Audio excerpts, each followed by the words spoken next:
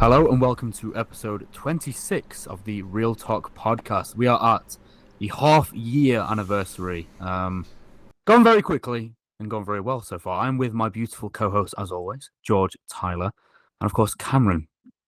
We've got quite a packed episode today. Not as much news as usual, but we did get Creed 3, which obviously came out last week, which is very exciting. We're going to go into that. We're going to do a biopic draft, what we've been watching lately, and then, of course, cover the latest movie trailers, as always. Tons of content coming this week. We've been doing a lot more content, especially for the Patrons as well. The link is in our bios. We've been doing drafts. We've been doing extra movie reviews. Obviously, this week's movie review that's going to be coming up is going to be Burning. So we've got much more content to come. But before we get kicked off with the episode, we're going to review Creed 3 first. So how is everyone this week? George, you said you are quite tired today. How's everything going? I'm good. I am a bit tired. Just Saturday night, I stayed up late. I watched Batman Begins, and then I just went to YouTube and started watching a bunch of Oscar previous winner compilation videos. That's how I like to end my nights, I guess. But I'm good. Had a good week. Met Robert Pattinson. Obviously, I had to bring that up, which was pretty cool. Yeah, you got to tell that story. You got to tell the story. Yeah, the Bat Dap. Oh yeah, I thought it was this week. The That. I was at the Inside premiere, that new Willem Dafoe movie with our good friend Alex Coleman. And we get to the after party, and Victoria looks at me and she's like, "Yo, Robert Pattinson just walked in." And at first, I didn't believe her. I was like, "Stop playing." And then I turn around and I see Robert Pattinson, and he's wearing a black cap. And I'm like, "That's not Robert Pattinson. That's Bruce Wayne." So then I tell Alex, and I was like, "Yo, turn around. Robert Pattinson just walked in." So then the whole night, we are literally just trying to come up with a plan on how to talk to him.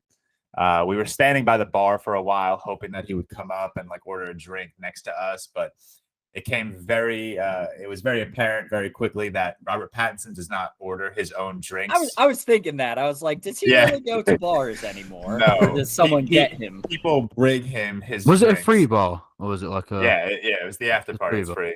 Okay. So he was sitting on a couch with his girlfriend and Camilla Monroe, I believe her name is, who's that new actress who's playing in the Daisy Jones and the Six. Oh, really? Yeah. So the night goes by and we're just sitting there. We talked to the director for a while, actually. He came up to the bar right next to us, which was pretty cool. So we talked to him for a little bit.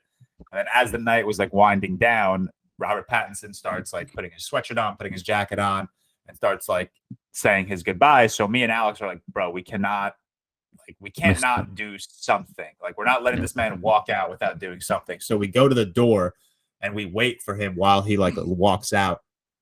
And as he walks out, him and I make awkward eye contact. So then I was just like, "Fuck it, let's do it." So I went in, I dapped him up, and I was like, "Bro, I just want to say I love you. I love your movies. I love the Batman." I started just naming movies. I was like, "I love Good Time. I love High Life." And then I said, "I think you're one of the best actors of this generation." When I said that, he went in for Dap Up number 2. He initiated Dap Up number 2. So we're boys. We're like this now. And then Alex said his hellos, said that he loves him as well. And then he walked past us to leave. And in that split second, I was like, no. I'm getting a fucking picture of Robert Pattinson. So I ran right behind him and I tapped him on the shoulder. I was like, "Bro, I'm sorry. I know you probably hate when people do this, but do you mind if I take a picture with you?" And he was super cool about it, which really calmed my nerves. And I love when that happens and they're not douchebags. He was like, "Yeah, man, of course, let's do it." So the two of us took a picture with him, and that was the greatest night of my life. And now I will be in the Batman 2 as Bane. You slightly sound like a predator. Yeah, big time. How depressing would that have been though if he ended up being a dick? Because people have stories where it's you meet a celebrity and it's man, they were not what I expected at all. And for you, with the Batman, you watched that religiously. If he ended up and then the Batman 2 coming out and you're just sitting in there waiting for the movie to start, and you're like, "Damn, he was such a dick to me." No, that's awesome. Where a lot of people go up to him you were clearly watching him all night. Yeah, no, it's a weird mix. There are not a lot of creators with less than 1 million followers there. Me and Alex were the smallest people there by a mile, by a country mile. And it's a very intimate environment. So people who are there have been to a chunk of premieres and after parties. They know don't do that. You don't like go and It's harass like people. Don't stalk Robert Pattinson. exactly. You're that level already. Like the entire night, Robert Pattinson was just sitting on this couch with his girlfriend and that Camilla girl and like some other people just talking. He was talking to Willem Dafoe and the director for a long time, obviously. And we were trying to be as cool as possible, just sitting at the bar, drinking our drinks, chatting with. I would have blacked out and then talked to him. That's the only answer. The two of us. I think that's why we had the courage to go up to him, because we had. Did a couple you see of Willem drinks as well? Yeah, Willem was there. Didn't talk to him or get a picture with him. He seems like a little more intimidating in person. Yeah, he's got an intimidating face. Robert Pattinson's like what, 33 or something like that? He's older than that. Is he older than that? No, I mean, Twilight came out like 15 years ago at this point, and he was definitely like 20. I thought he'd be like 37, something like that. He is 36. Wow. Okay, so maybe he just gives off a younger. He does give off the vibe. He does. Yeah. So I feel like, it's like kind of it's kind of easier to go up to a younger presence. He had nothing to do with Inside, right? Like he was just probably there because him and Willem Dafoe were boys. He was just there. I mean, I'm speculating that he's in New York currently, like filming a few scenes for the Penguin show. But really, he wasn't like an actor. He wasn't a producer or anything. I think he was just there to support Willem, obviously, which is cool to see. Yeah, because I was curious, because like after you said you met him, I googled it and it said he has like a house in like LA and like London, so he's not like I was wondering, I was like, oh, maybe like he gives off like a New York City resident vibe, so I was like, oh, maybe he was just like, but your theory might be right. He might be filming something there. I'm confident he's filming part of the Penguin show or whatever. But it was cool. It was super cool. It was really like it was a fun night overall. Just hanging out, watching a movie, chilling with Alex and Victoria, and then obviously snagging a pic with the Batman. Yeah, we're wildly jealous of you. Yeah. Congrats. Like, I've seen a few famous people, but if I saw him, I've never asked for a photo before because I feel like I don't know, I just feel awkward. But Robert Pattinson, there's no way I wouldn't. He's like Willem Dafoe. I'm fine. I was fine leaving the night, not having like taken a picture with him. But like Robert Pattinson, it's like, when else am I ever gonna be in that small of a room with Robert Pattinson? So for me, I would probably prefer to get one Willem Dafoe or both. But Willem Dafoe scares me. Yeah, like, his face, he's quite. Willem Dafoe kind of gives off like he's just the Green Goblin in real life. Literally gives off those vibes. I feel like even worse. He gives off to me like the Grand Budapest Hotel guy in real life. Like even more grim than Green Goblin. When like a few months ago, I was at this thing, and obviously this is nowhere to the level of Robert Pattinson, and I was at this event, and I looked to the right of me, and stood right next to me is Tony Bellew, who was obviously in the Creed films. And I used to be a huge boxing fan. In the UK, he's so big, and I just felt so awkward. Do you know, like when you stood right next to someone, and it's like I've already been waiting here 2 minutes. Am I really going to stand for 2 minutes, turn around to him, and then go? Do you know what I mean? Like, you have to do it straight away, or you don't do it at all. Because if you've waited, you've already made it fucking awkward. That's me and Alex were like awkwardly waiting. Like Robert Pattinson was like taking his time leaving. Like he was like saying his goodbyes to everyone that was around him. So we were standing by that door for like a good 3-4 minutes just waiting. And it got to a point where we were like, it's looking creepy right now. It's like but it's Robert Pattinson with you. Yeah, we're just standing here, just staring at this man. It's getting creepy. I think that's better than just walking up to him like 20 minutes into him being there when he's talking to someone else. You guys, I think you played it right. Obviously, he's not going to come get his drink, but you got to get a scenario when he gets close to you, and then you're like, "Oh shit, Robert Pattinson didn't even know you were here." We tried to do it where like it wouldn't bother him at all, so we didn't go up to him throughout the night, and then we waited until after he was done saying like all of his goodbyes. Like as he was walking out, like, he's ready to go. We were like, "All right, now he's free. Let's just say our quick good hellos." Little do you know, he was watching you by the door. He was trying to get the other way around. Yeah, he was like, "Holy shit, that's George from the ReelTok Podcast." Is that movies and stuff? Yeah. Wow. I should have plugged the ReelTok Podcast. You should do it, George. You should do a video on the way you met him, just a story time or something on TikTok. Yeah, that would. Yeah, I always see them do well. People would like that sort of thing. Yeah, I might. I might after this. Actually, we'll see. I feel like I've told the story so many times already. Yeah, who cares though? It's a good story. Try to make it sound like you're not as much of a creeper. Yeah, not a creeper. True. Cameron, how have you been this week? I've been good.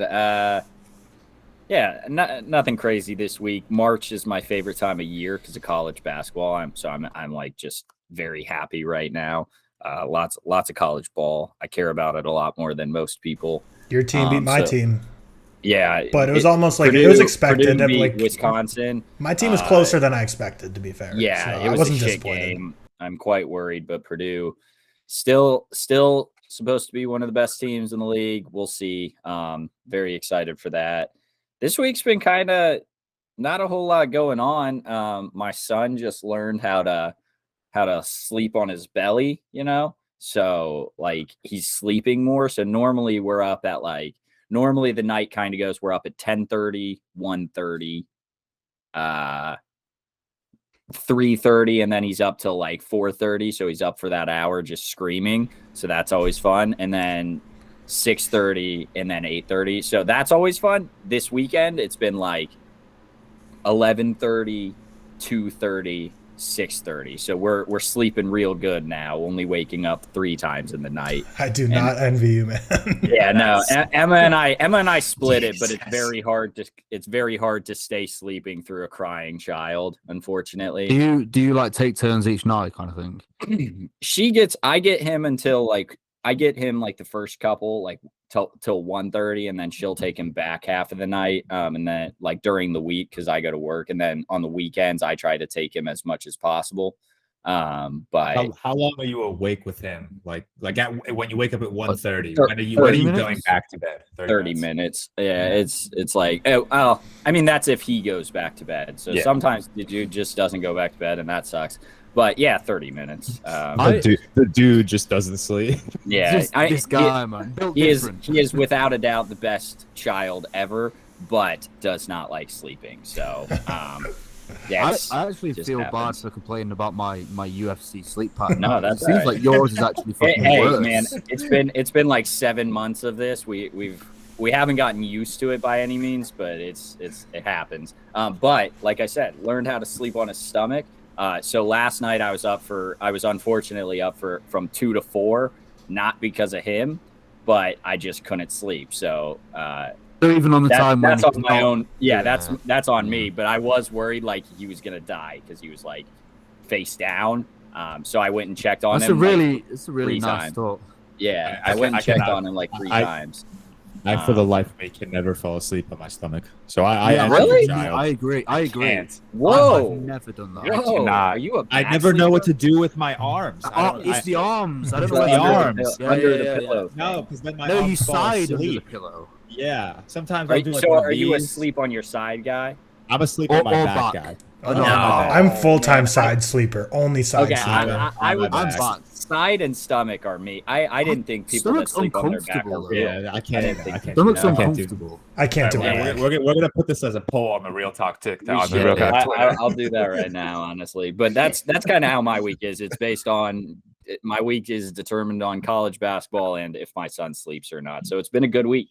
Great week. Fair enough. Tyler, yeah. how's everything going with you?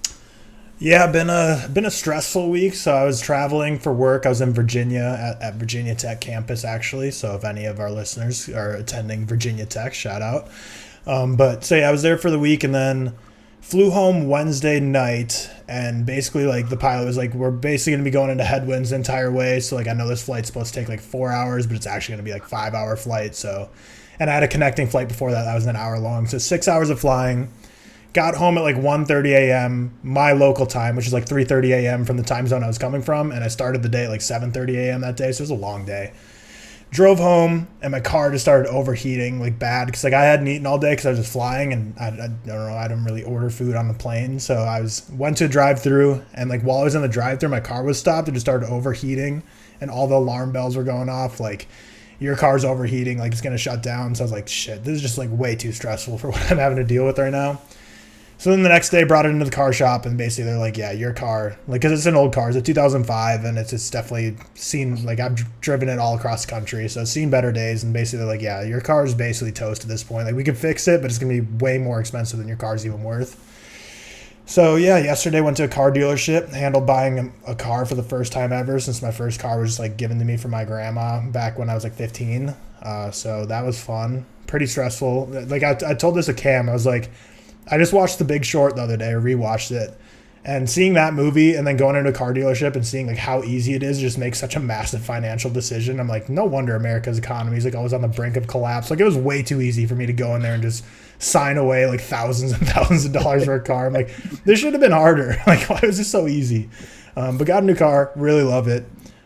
They took my old car, which is super nice. Like, because my car overheats after like 20 minutes because like the radiator doesn't work or nothing works. But like your car's engine doesn't overheat immediately. So I wonder if they like knew that because they probably just turned on the car and were like, yep, everything's good. But they gave me way more money for the trade-in than I thought they would. So that was cool. But yeah, I got a new car now. So that's exciting, but also like a pit in my stomach from, you know, another financial commitment because money, like I was talking with Cam, is just like one of the most stressful things in life, which just sucks. But yes, that's just the way the world runs.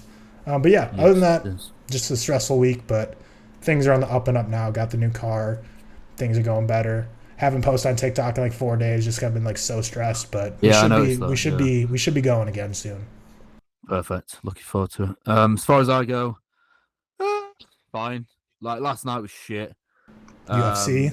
No, actually, last night was really good. It was a really good card last night, but man, that main event just like it was just so anticlimactic. You know what I mean? Like it was like 90 seconds. And it was, I don't know, man. It just upset me. Fights never look like they do in the movies, man. Like, we'll talk it later. Oh, but they do. You should have seen. Okay. You should have seen one of them last night. I'm sure sometimes. Never. Did you see the picture of that eye that Seth sent? That's literally Creed and Creed 1. His any eye. fight I've watched, which are always like the stupid big ones, I just feel like they're anticlimactic. The last few big ones have been pretty good. Yeah, the last few big ones have been pretty good. I definitely haven't watched a ton. I just feel like the few I have, when they get like a ton of hype, never. Yeah, but I think that the thing is, it's always hard to like actually live up to the hype. Live up to when it's so big. Even if it's a decent fight, it'll look worse because the hype's been so big. But I've had a pretty good week. Not really done too much. UFC last night was pretty good. That's pretty much it. So I think we can move on to the main review of the week. So, Creed 3. I'll read obviously the synopsis for people who haven't seen it yet and who haven't obviously watched the previous two and the Rocky films and stuff. Obviously, we'll go into that anyway. But after dominating the boxing world, Adonis Creed has been thriving in both his career and family life. When a childhood friend and former boxing prodigy, Damian Anderson, played by Jonathan Majors, resurfaces after a long sentence in prison, he is eager to prove that he deserves his shot in the ring. The face-off between former friends is more than just a fight. To settle the score, Adonis must put his future on the line to battle Damian, a fighter who has nothing to lose. So yeah, pretty formulaic, as I'm sure we can all agree on. But that didn't change my viewing experience. Cameron, we'll go to you first. What do you think? Yeah, I love this movie. It's not my it's my third in the Rocky franchise, so it's my second Creed. I'm a big fan of it. I think most of us are fairly high on it. This movie was just awesome. It's a lot of fun. This for me is, you know, a lot of people say like, just turn your brain off and have a good time. This for me is a movie that I would say that for, where it's like, it's still a really good movie, but it's fun and it's like the fight choreography is awesome, but like you don't have to, if you go into this movie and you're like, this is the same as every other Creed, it's formulaic, it's 1 out of 5. I'm going to call you an idiot, because like, if you expected anything else at this point, then you're an idiot for that. I said on my review, like I said, name 5 modern sports movies that aren't formulaic. Exactly. It's very hard to do. Exactly. And so it's one of those things where I'm not saying every movie can get away with being extremely formulaic, but when I think when you have this kind of fight choreography, and this has been hit over the head way too many times, and everyone thinks they're a fucking cinemaholic saying it, but Michael B. Jordan was like, it pulls from a lot of anime, and then there are a lot of shots that pull from anime, and it does the fight. And I think the final fight is pretty, not campy, but it's something I think you have to buy into, because it's very different from any other Creed movie. Yeah, and I think agree. if you buy into this style and what they went for, I think you'll really enjoy it. And it's something I really enjoyed. We'll talk about it. I don't know. We can talk about it after you guys give spoilers, but or give your thoughts, but one of the worst movie theater experiences of my life. Many people have said that. Yeah, a lot of people have said it, and I have a reason why. We'll talk that once we come back to it. But yeah, my general thoughts are it's a very fun movie. It's really well done. It's an 89 out of 100 for me. I fucking loved it. I really did. Cool. Tyler, I think you were the most recent to watch it. When did you watch it last night? Yep, last night after buying the fresh whip, went to the movie theater, watched it by myself. Waited like 24 minutes for popcorn, but that's just beside the point. That was I had a horrible movie theater experience for getting my concessions, but the movie itself was fine for me. So yeah, I haven't rated this on Letterboxd yet just because I haven't gotten around to it, but unfortunately, like I'm the lowest of the four here. Like I still quite enjoyed it. Like Cam said, the final fight scene requires you to buy in, and boxing has been done so many times. Like there's just dozens of boxing movies. So I 100% just completely respect Michael B. Jordan for taking a huge swing and doing something completely different. For me, it just didn't quite work. I wasn't able to fully buy into it, even though I love the Creed movies. I love Michael B. Jordan. I love Jonathan Majors. Something about it just I think Cam used the word campy. It was just for me. It just didn't work for me. Unfortunately, I thought Damien's arc was actually kind of quite poor. It seemed very like it's formulaic, but I think how it all resolved in the end just seemed very forced and quick based on everything that led up to it. And we'll talk about that more as spoilers. But yeah, like you guys were also saying, this movie is the most different feeling of the Creeds and the Rockies. Like that's what I absolutely loved about it, is that Michael B. Jordan absolutely brought a very fresh take to this film. But yeah, the stuff outside of the fighting I thought it just never fully immersed me. All the family relationships with his mother, with his wife and his kid. Like I don't know, for me, it felt like I was watching the movie. I never felt immersed in this movie. Still enjoyed it. I gave it a 6.9 out of 10 for 3.5 out of 5 stars. But oh man, I don't know. I thought like the training montage was one of the weakest ones I've seen in any of the Creed movies. Well, especially the Creed movies, because I thought Creed 1 and Creed 2's montages were phenomenal. I think Creed 2 has the best one. Creed 2, I would agree. The final, the one in the desert, I thought was so electric. But so I thought the best movie. But you know, when you watch a Rocky or Creed movie, that's what you're looking for. You're looking for the formulaic. Like we want an epic training montage. We want a great fight. And I don't know. This movie just lacked Jonathan Majors to me, and not like a funny way. Like, oh, I love Jonathan Majors, I want more of him. But like in a way where I thought they needed more of him to make the arc he goes through make sense. But yeah, like for me, I was a little disappointed just because everyone who has seen it already has given it super high praise. I still quite enjoyed it, as I mentioned. Just wasn't as high on it as most people, unfortunately. Yeah, that's fair enough. I've heard pretty similar things. George, how did you find it?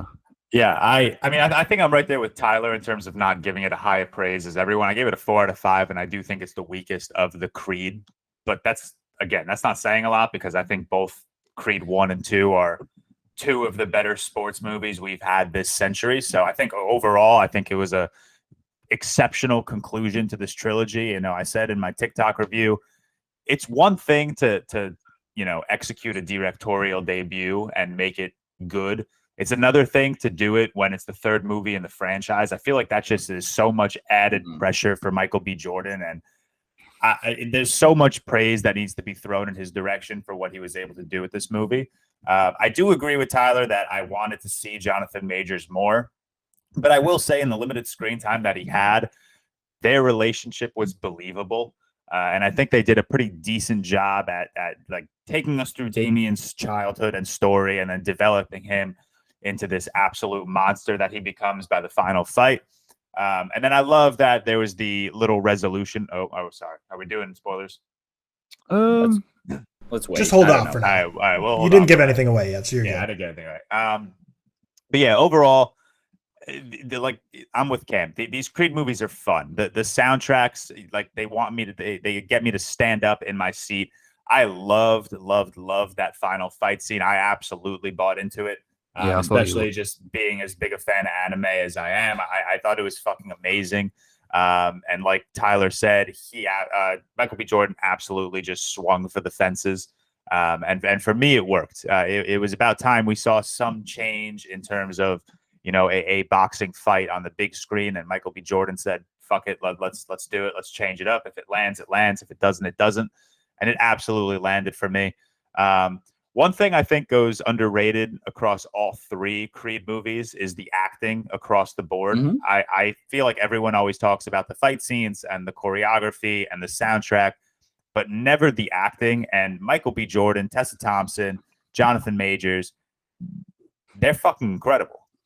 Even rewatching Creed 1 like 2-3 days ago, Tessa Thompson in Creed 1 is amazing. Like to the point where I think she should have been nominated for supporting actress at the Oscars. Amazing. Like she's really good in this entire franchise. And then I really enjoyed, sorry, I keep ranting. No, but I like the fact that this was, and I don't think this is a spoiler, but this is 7 years after Creed 2, I think.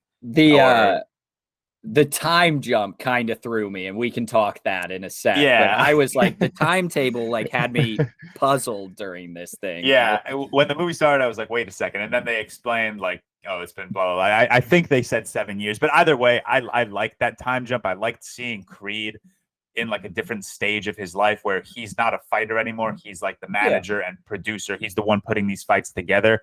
And then he's called back into the ring. I really did enjoy that. So there's a lot I liked in this film. It didn't land for me as hard as Creed 1 and 2 do, especially after rewatching Creed 1 and 2. I think that opinion of mine holds true, but it's a 4 out of 5. It's the best movie of the year I've seen. So I really enjoyed it. And I've listened to Adonis Interlude, that J. Cole track at the gym, a million times. Yeah, that's fair enough. As far as I go, I watched the Creed 1 and 2 this week. I'd seen 1, but I hadn't seen it since it came out, which was when like 2015, 16? 15, yeah, okay. So I hadn't seen it since then. I hadn't even watched 2. Right now, I might be the highest one on Creed 3. Maybe Cam, we're like around that same mark where I think I just hold Creed 1 higher than you. So that's maybe. Yeah, but maybe. I think we're around the same on this one specifically. Yeah. I just had such a good time with it. I think it was great. I think, like I said to Cam, or before, it is formulaic and it does follow a similar pattern, but I think that with Michael B. Jordan, he also took risks, which I appreciated as well, because like George said, they could have carried on with the same sort of thing. And yes, they did. The story is formulaic, but with a modern sports movie, it's always going to be, and that's why we enjoy them at the end of the day. Mm-hmm. However, the final fight style, I really liked it. And I was a bit worried about it because I'm not a huge anime fan when people were saying, like, you will either buy into it or you won't. I really liked it. I thought it was really creative, really clever, really well shot.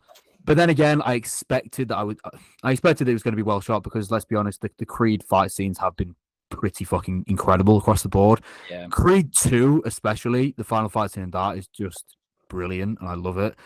This is my number 1 of the Creed films, and probably I think it's my number 2 of the Rocky franchise. Obviously Rocky 1 being first, because I think Rocky 1, I think Cam, you said this the other day, you have to give it a credit because it's not derivative in a way that it was the first of its kind, I guess. Yeah. So you have to kind of give it a bit more of a credit there. And I think it used every trick in the book to emotionally manipulate me, and it succeeded in every single way. Mm-hmm. Jonathan Majors was really, really good. I'd like to see a little bit more of him, but I think in everything he was in, he was great. Tessa Thompson, maybe the best actor in the films for me. Honestly, I think she's fantastic. I think she's the best.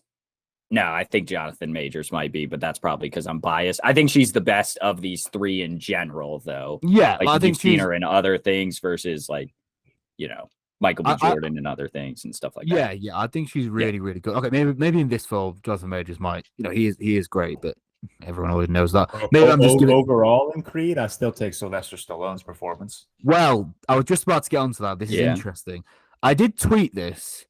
So when I said that, I was going to say, but I did tweet this. There is like noticeable points in this film where it's like Creed, like Rocky should have been here. And do you guys think that they should have, obviously we know that he had cancer, whatever. Do you guys think that they should have led on to something or should have at least mentioned him in the film at all? I actually like that they didn't mention him because like it kind of, I don't know. I feel like movies always have to over-explain themselves, all right? So that like a general audience member knows what's going on. And I like when a movie doesn't over-explain itself. And that's kind of why I enjoyed maybe that they he's not here right now.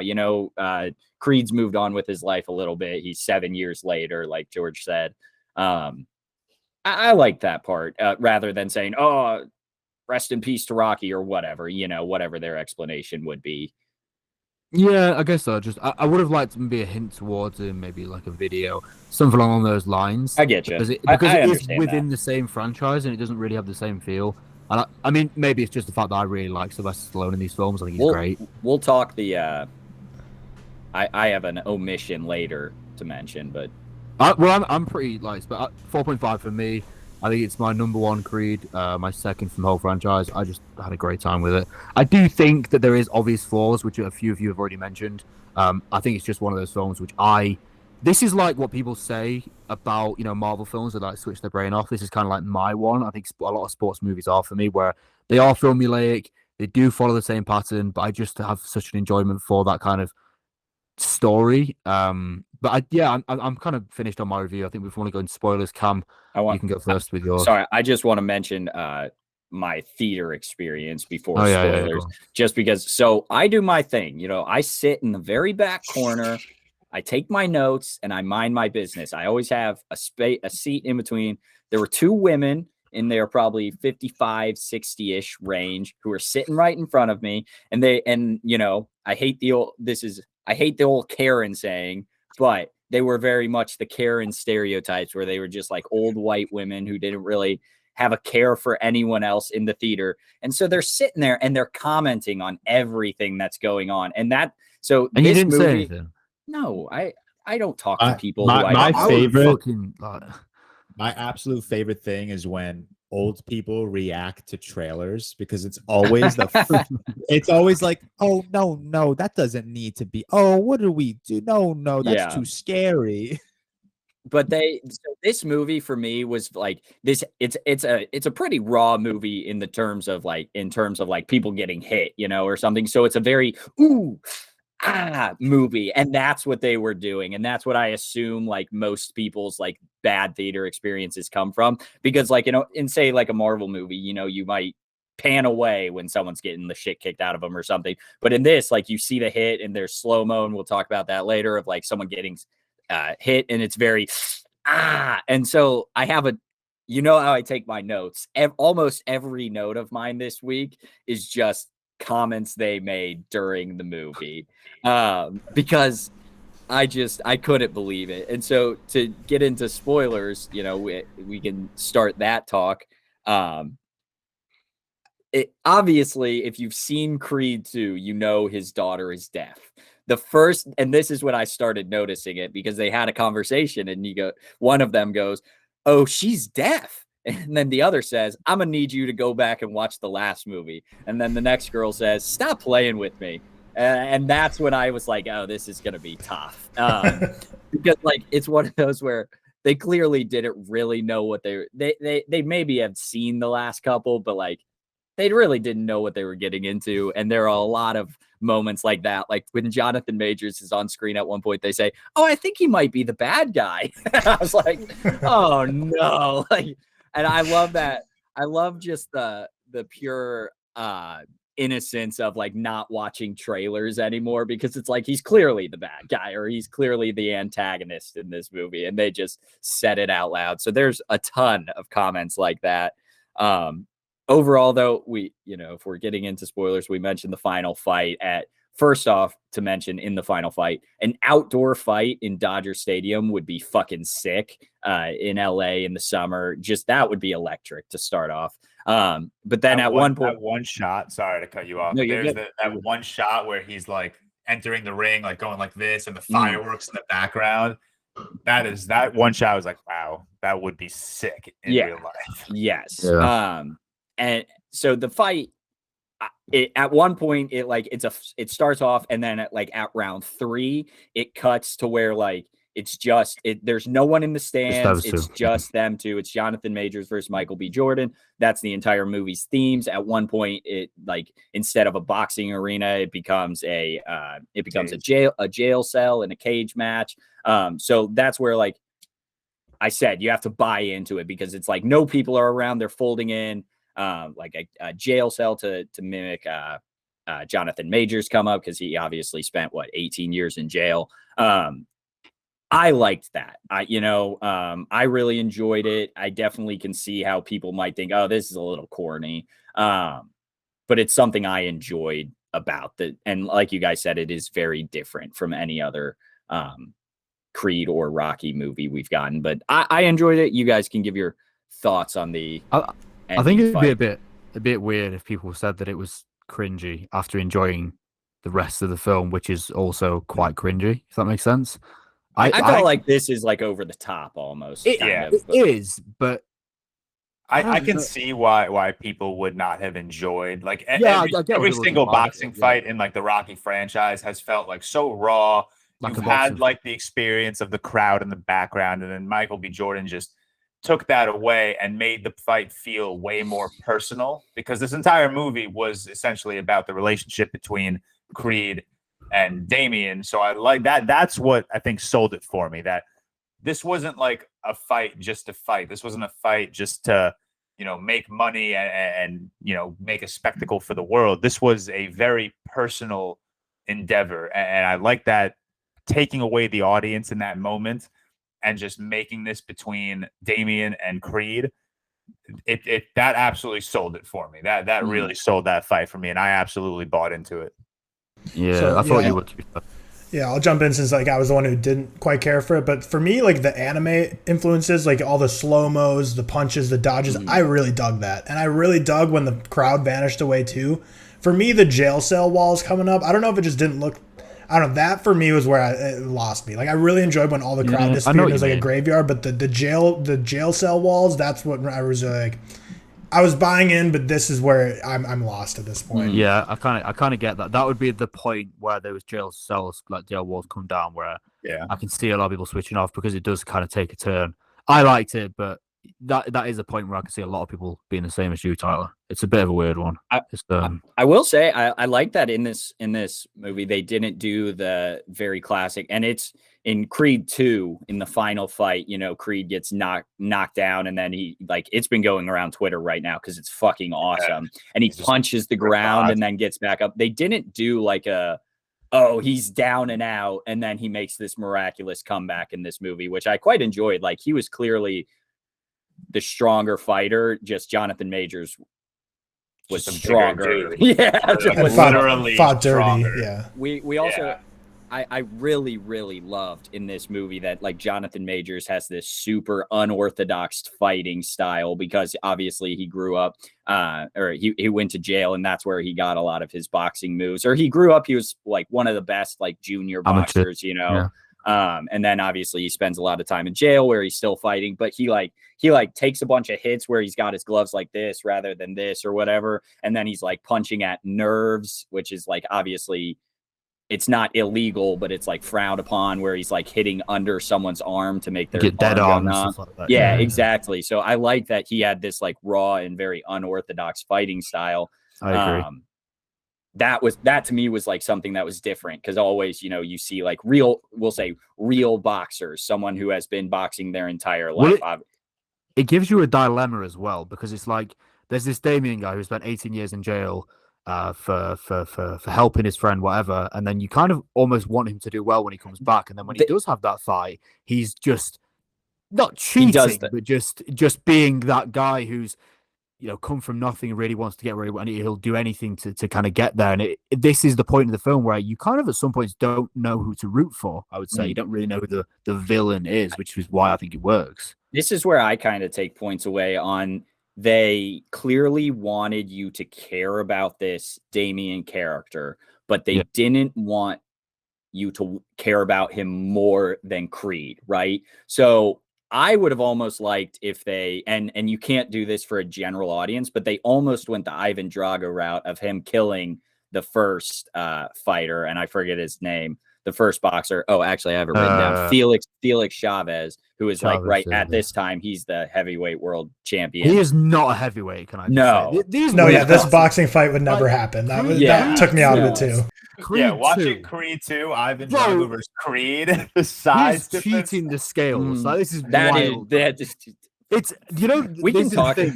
They get the boxing fight so well. And it's like, at least get someone who's like the same fucking weight class. Yeah, like, but dude, do you know what I mean?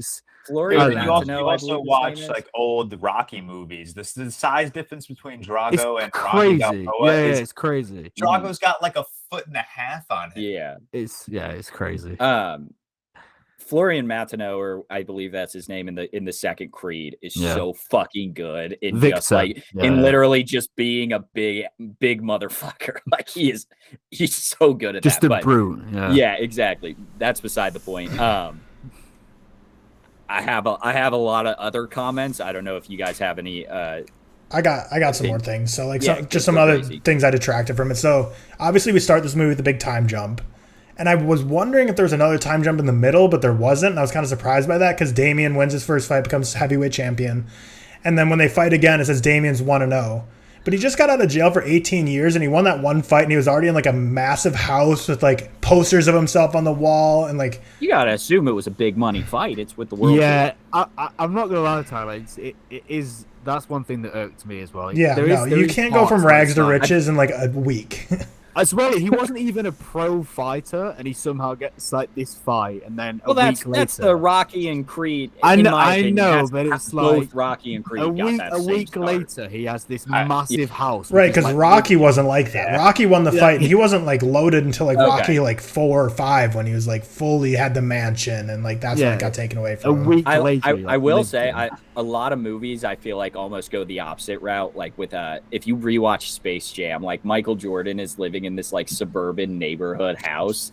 I like when movies are just like, these are rich fucking people and they don't live with the common people anymore. Like Michael B. Jordan's house is absurd and like that's kind of what it would be. But it makes sense to him though. That's what I mean. Like it's that's fair. That's fair. I just think I don't know. It's not something I thought about too much, but I understand the opinion on it. Tyler, we have to talk about the biggest downgrade in this movie. Mm-hmm. It's the lack of Max Kellerman, who is like a pivotal role in Creed 2. Has without a doubt, I gotta guess, the second most lines in that damn movie. Yeah. He is in every scene in that movie. But this one gets Stephen A. Smith for 5 minutes, just doing his Stephen A. Smith thing. And I texted Tyler the night before I went and saw it. I was like, this movie needs Stephen A. And so I was like, bump. Big cameo. That was great having Stephen A. But so also like the big thing that held it back for me was like the emotion, like I said, between the family. And I think for me, and I get it for a movie like this, it's got to be formulaic and it's got to be quick moving. And the emotion of the family dynamics is there, but it's not supposed to be the focal point. So I totally get that. But for me, like Tessa Thompson I know it was personal for Michael B. Jordan, but for her to be so quickly to let him go in it, because I feel like they were setting up something really great about how Creed's retired now. He can't get back in the ring anymore. He's more a producer role, which is completely mirroring her. She can't perform on stage anymore because her hearing's gone, but she's a producer now. She doesn't have the option to go back and perform though, whereas Creed does. And I feel like an emotional scene just breaking that down of her being like, because basically the way she said to go fight him is like, well, it sounds like you just got to go fight him then. But I feel like it could have been a whole thing like, I don't get this chance anymore because I physically can't, and you're out here, like you're actually able to do this. Like I feel like we could have got more emotion there, which is what I really wanted.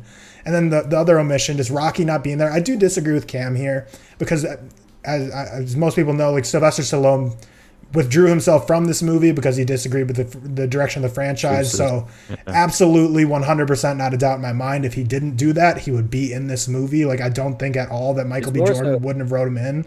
And I think it was just weird that he wasn't. I get it that he's in LA now and Balboa is probably in Philly.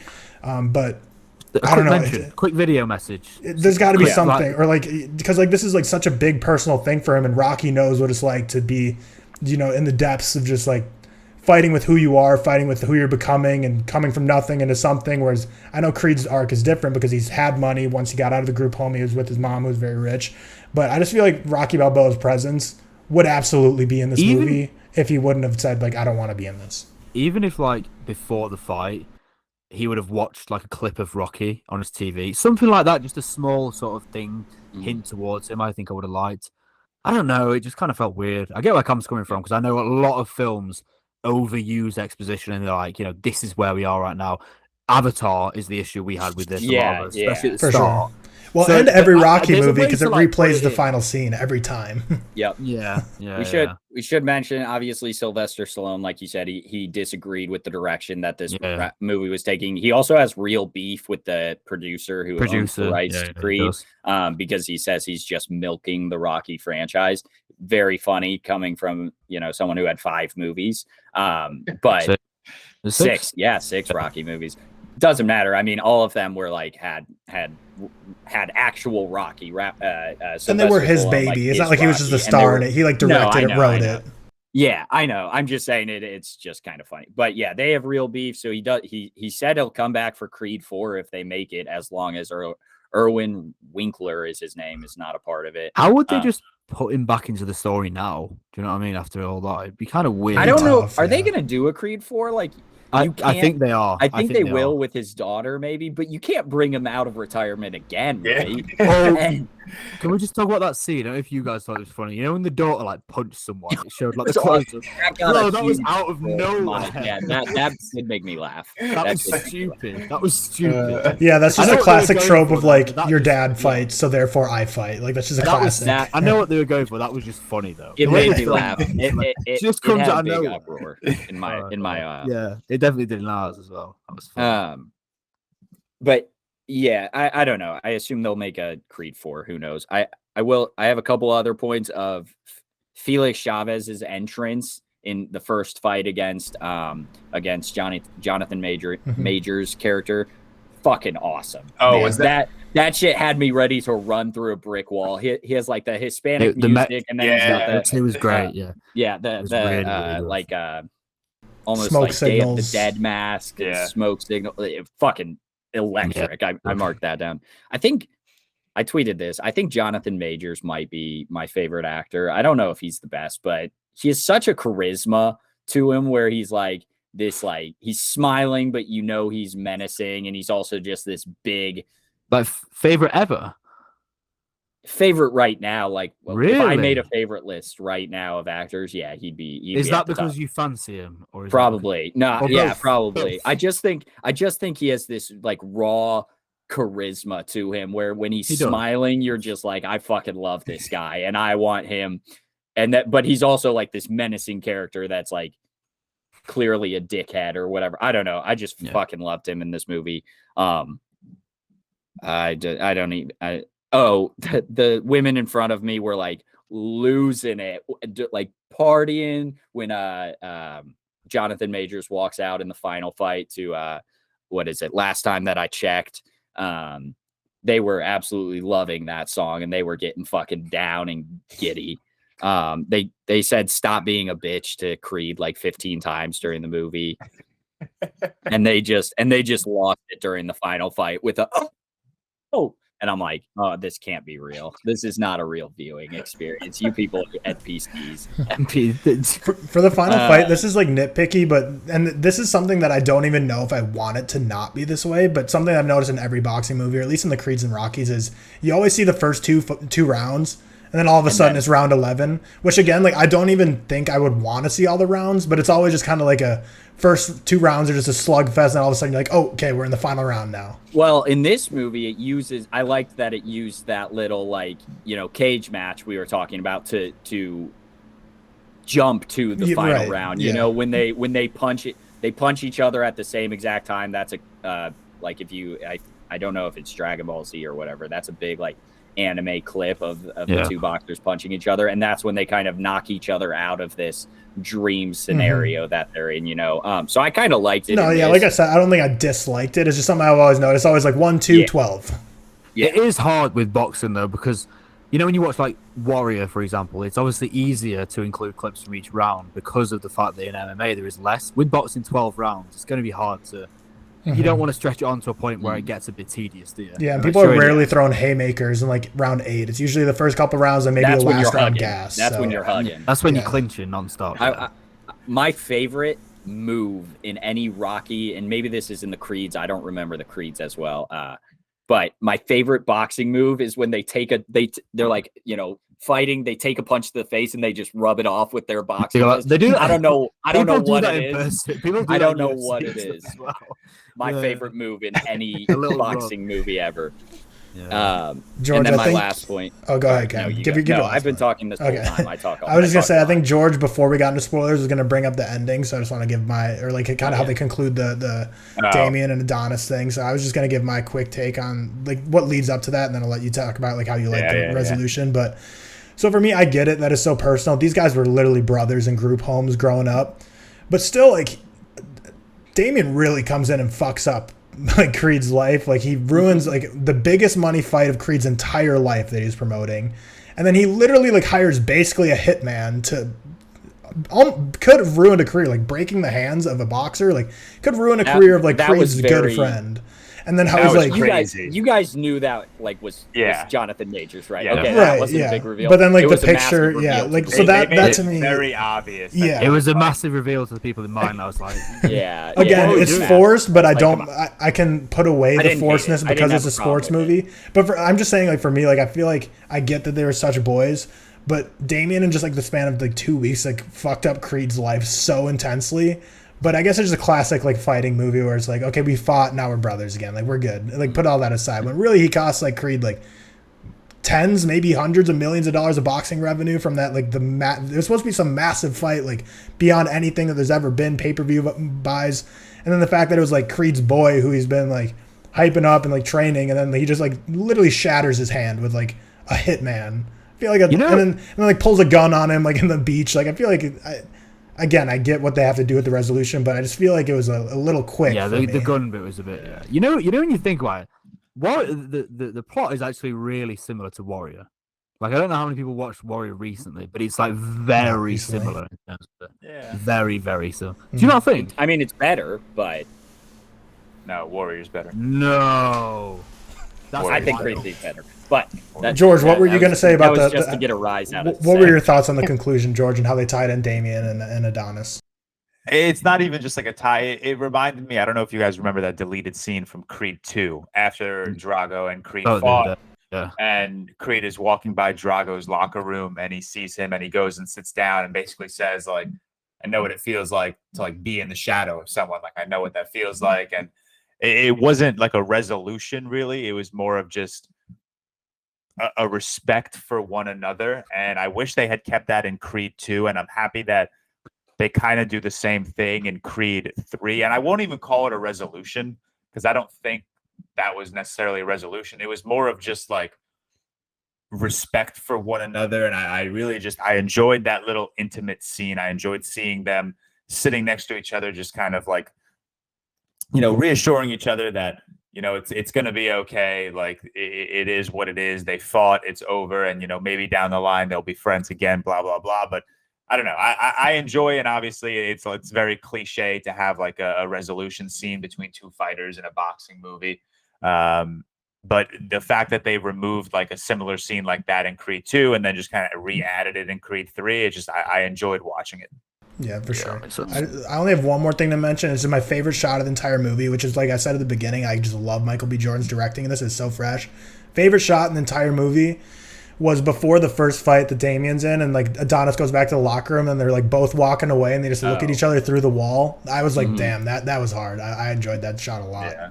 That was really cool. I like that one. One last point I'd make is I do think, so there was a small rendition of the original Rocky movie. It's very, very small, and I didn't even notice it. Someone told me this, so this could be bullshit. I'll have to watch it again. I thought there was a lot, and it's probably because Rocky wasn't in it. I thought the Rocky music somehow makes these movies like less corny, I feel, because it's so damn good. And so I do think that was a bit of a miss to not have it at the end, you know, when obviously I was waiting for it. When obviously Creed wins. And then I saw this tweet, which absolutely had me dying. And it says, the Rocky movies do this cinematic technique called blare the literal best music of all time during the climax. And it's really effective every time. And I completely agree with that because they are corny as hell, but that music makes it a little bit less corny because it's so fucking good. And it makes you want to run through. They've done that every time. Every time. And every time I'm always like, oh, they're going to like play it out. But it's always just like a quick, like 10, 15 seconds. Yeah. And it cuts. I didn't hear that in this one, and I honestly missed it, even though it's so like generic. I missed it. Like I actually missed it. I was waiting for it at the end. Mm-hmm. Yeah. Also, I have Warrior and Creed 3 at the same exact score. Didn't know that, but so I guess they're the same. I'll go with better. They're the same. Anything else we want to speak about? I'm good on Creed 3. Good, cool. Nope. Okay, so 4.5 for me, 4.5 for Cameron, 89 out of 100. Yeah, there we go. 3.5 for Tyler. 6.9. Nice. Yep, cool. Nice. And George 4. Yeah. 4. Yep. Cool. We'll move on to some Mandalorian. Obviously, that came out. Was it last weekend? Was it? Wednesday. It was Wednesday. Oh, was it Wednesday? Yeah. Okay. Wednesday. So I know, George, you watched the first episode, didn't you? I did. Yeah, I watched the first episode. I assume we want to just keep this spoiler free. There's nothing really to spoil. I mean. There's nothing to spoil. So yeah, I guess we'll keep it spoiler free. I liked it. I loved it. Actually, I've been a huge advocate of the two previous seasons of The Mandalorian. I think there's some incredible seasons of Star Wars television. So I just really enjoyed being back with the homies, being back with Grogu and Mando, and just it's a fun TV show where these two people, well, really Mando is just navigating the universe, navigating the galaxy post-Empire, and he's just trying to survive. And I know a lot of people have like a problem with side quests. You know, every single episode is a side quest, blah, blah, blah. I have a problem with it every so often, but that's the exact show that they're setting out to make. This is the show is about Din just navigating the galaxy and surviving. Like that's the definition of something that is going to be side quests. And now he's obviously with Grogu, and that just kind of makes it feel like this larger scale like adventure. Is he the little like Yoda looking thing? Yeah, Baby Yoda. So yeah, I really enjoyed it. I thought that one action scene that we got, the fighter jets in space kind of following each other, I thought that was really well done. As an introduction, I think it served its purpose well in season 3. The ending of that episode, I think, sets up something for the rest of the season that might take us away from the side quest episodic feel, but probably not overall. But yeah, overall, I liked it a lot. I like being back in this show. It's one of my favorite shows currently on air. Yeah, I completely agree with you, man. I loved it. Love the introduction. It's a first episode, so like you can't expect it to be the best episode of television of all time. And it's probably not. It's probably not, but I absolutely adore it. The Mandalorian, by the time it's over, will probably be my favorite piece of Star Wars content. I mean, like I'm wearing a Mandalorian out of the films. Yeah, like Ahead of Empire, it will probably be my favorite piece. I have the Mandalorian poster, obviously. The only tattoo I have is "This is the way." I wish Tyler were here for this because and it's nothing for him, but I know he doesn't love it as much. I think the Mandalorian at this point is something that if you've bought, what up, Tyler? No, you don't have, you go do what you were doing, whatever. But I think it's one of those things, kind of like the end of the Creed fight, where I think if you're bought in at this point, which I obviously am bought in, you'll love it. And if you're not, you may not, you won't love it as much because it's a side quest, and then they build towards a greater thing, which I enjoy, but not everyone will. I do think this season, as we've seen, George, like, is obviously building towards something bigger with the return to Mandalore. Dave Filoni may get to do Order 66 again just for shits and giggles because that's his favorite scene in history. I don't know. I think there's not a whole lot to say. It has a lot of cool callbacks to shows like Rebels and the Clone Wars, which I'm sure if you're a fan of those like I am, you'll enjoy in this. And that's kind of what I like about it because the movies don't always pull from those kind of things, but this as a show does a lot. And so I enjoy it. Not a whole lot to say. Like you said, George, Katie Sackhoff as Bo-Katan is fucking awesome. So I'm excited to see her more. Yeah. That's all I got. Good show. Cool. Good show. Tyler, did you watch it? I did not. No, not a Mandalorian guy. We'll get back into it though, because Cam says season 2 is better than season 1. I didn't hate season 1. Just wasn't exactly anything that had me super inspired to watch season 2. So I'm sure I'll jump back into it, especially if season 3 continues to be as strong. Fair enough. Okay. We also got episode 7 of The Last of Us. Now, this episode, I would say, has been pretty positive for the most part. It's been, a fairly divisive one, for obvious reasons again. However, there is a few people that say, this wasn't their favorite episode. It certainly wasn't my favorite episode, but I still thought it was good. George, what were your thoughts? This show just week in, and I don't know if this is how the game is. It seems like it is, but it's just breaking my heart every goddamn week. And I said, this episode was like, it's like watching a car crash in slow motion.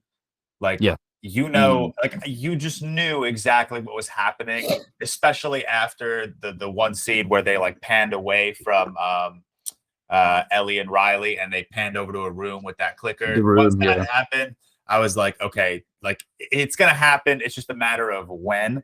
What I enjoyed about this particular attack, before I get to that, episode was great overall. It made me cry. I love the episode.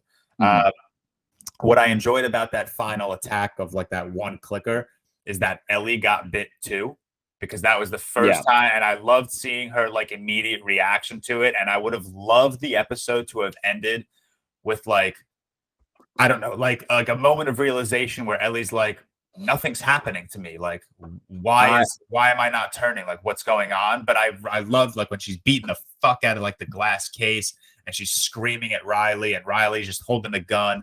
I thought it was going to end the same way the other two guys' names ended. I'm happy it didn't. But I loved seeing Ellie's like first reaction to it being bit. And I thought the acting from Bella Ramsey in that one scene, the entire episode from both ladies was amazing. But that one scene, Bella Ramsey, she's so fucking good in this show. It was like an acting showcase for Bella Ramsey. It was literally like the director was like, "Hey, you just got bit. Start screaming and yelling. Do whatever the fuck you want." And it just works. I don't know if you guys got comments on your. You both did reviews about it, didn't you? I did. Oh, did you not? Yeah, because I forgot to post one. I don't know if you got. Well, George, you got comments about this, but the attack scene in the game is very, very different. So where in the game there is hundreds, there's a horde of zombies chasing them, like so many through the mall. Whereas obviously in this, it's a lot more kind of intimate, and I would say TV friendly in a way where it's more personal, more intimate, and you kind of can feel the emotion more. Whereas if it was just, for example, when Tess dies in episode 2 and it's a massive horde of them, if it was that in this scenario, I don't think it would have worked as well. As a lot of people complained that there wasn't as many as the infected within the show, but I actually think the singular zombie made it just better, more personal, more intimate, more emotional. Cam, what were your thoughts? Yeah, this is the lowest episode for me in my is it lowest? My rankings. But I think at that point it's like an 8 out of 10. I still really enjoyed it. Like George said, it's watching like a car crash in slow-mo. This one for me was just a little too slow. And I didn't buy into Riley's character fully. I didn't love her as much as I love Sam or Nick Offerman's character. I forget his name. Bill and Frank. Thank you, Frank and Bill. Not great. Not great. Can't remember their names. Like, do I like them that much? Every name. Yeah, forget every character in the show. I barely remember that Joel is not Pedro Pascal. It's fine. I'm an idiot. I just didn't. I didn't love her character. Like, I liked her character, didn't love it. And it's one of those things where I knew something was going to happen, and so I was kind of waiting for it. So it was a bit long for a flashback story, in my opinion. But I still think like the writing keeps you intrigued whether you love it or not. To say this is like a really bad episode and super boring, I think is incorrect. But it's all opinion. Where did you? Sorry, Cam. Where did you rank it, George? Just to get like in terms of on your, because for me, I think it'd be second lowest, just above 4, episode 4 for me. Cam, you have 4 at second lowest. Yeah, so second. Yeah. So this is where we finally break apart. So. Yeah, that's emotional. That's sad. George, what would you have it? I think I'd have it second to last or third to last. I don't know if I would put it above below 2 and 4. But isn't it mad that we're saying second to last, and yet we still all think it's really good? Yeah, that's how it's really good. Yeah, I would have liked a great episode of television. And this is going to be a spoiler, but it's also been out for a week, and by the time this episode drops, the next Another episode. Yeah. episode. So and it's based on a game, so who cares? I would have liked if it were the same, and maybe this is just because this show has like broken my heart so much. I would have liked if this show, the ending were almost the same as like Sam's ending, where they wake up maybe and Ellie's fine, but this time she has to kill Riley.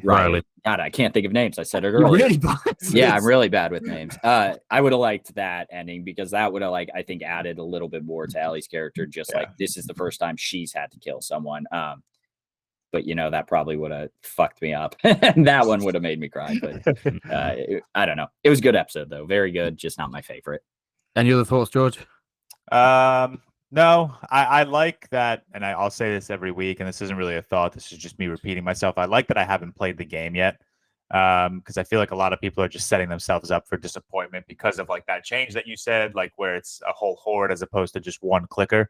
And a lot of people keep saying like, or I think Bella Ramsey tweeted that the finale is going to be like the most reviewed episode, and I don't know if that has to do with a decision that someone makes in the game, or if they're going to be changing it up from what the game is. Like, I don't know. But I'm happy I don't know. I'm happy I'm like going in completely raw. That's crazy because I know that the ending of this series, if the timelines are correct, it will be big. So her tweeting that just says that this is going to be like something completely different. I agree. Like, I think even though I've watched it, what I like most about the show is they're not afraid to expand on it as well, because at the end of the day, it's a game. And even though the story is incredible, you're going to have to adjust areas to make it worthy of a TV show. And that is what they're doing. They're expanding on the stories by giving characters more emotional depth than they had in the game, which was already fantastic. And they're not afraid of doing that. And they're also sticking to these little details as well, which is fantastic. But yeah, I will say, sorry. At this point, man, I feel like the Ellie hate for Bella Ramsey is so forced, man. It's just dragged out. Most people who are doing it haven't even watched, I guarantee. They're just looking at it. They're such idiots. Like that to me, like she is so good in this episode, let alone this series as a whole, but it just feels so forced at this point, and I'm still seeing it, and it's just all the time.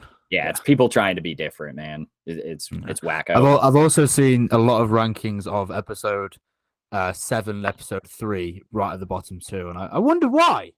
Who knows? Yeah, who knows? Not me though. Yeah, definitely. Episode 3. We'll move on to trailers. But before we do, if you are enjoying this episode, make sure you hit that like button on YouTube. Give us a sub. We are, I want to say, like 50 or so from 3K. Yeah. Or as Cam would say it, 5 or something. Yeah, 5 away. 50 away from 3. That's so funny, man. And obviously we are like near 900 ratings on Spotify. We're doing really, really well at the moment, and we thank everyone for their support. It's been crazy how much support we've had recently, and especially recent since we've been doing more content. It's been even better. Cam? Go to Apple. Where are my Apple? I'm an Apple podcast guy. Where are my Apple people at? Yeah, do some shares on the Apple everyone as well. Everyone likes Spotify. And you can write written reviews on the Apple podcast as well, can't you? Compared to Spotify. Yeah. Sure, something should add. But we'll move on to some trailers. Cam. Hey, it's trailer time. Where's the guitar, bro? Is it even doesn't pick up on the mic. I thought we saw it. Did that work? We saw it. No. I didn't hear that. Fair enough. We only got a few trailers this week. Nothing like major. Succession season 5 trailers out. How many of us have watched that?